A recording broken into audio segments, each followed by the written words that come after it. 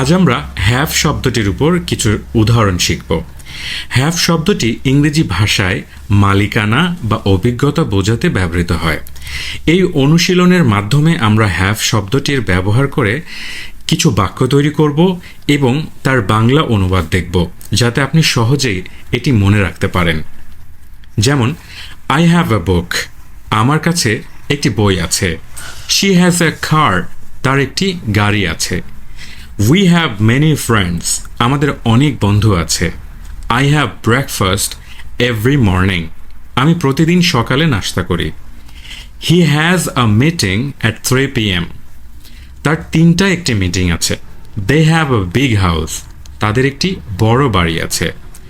I have 2 brothers, আমার 2 ভাই আছে।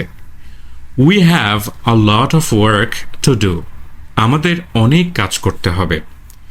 She has a beautiful garden, তার একটি সুন্দর বাগান আছে। I have never been to Paris, আমি কখনো প্যারিসে যাইনি। এইভাবে হ্যাভ শব্দটি ব্যবহার করে আপনি সহজে মালিকানা, অভিজ্ঞতা বা কিছু থাকার কথা বলতে পারেন।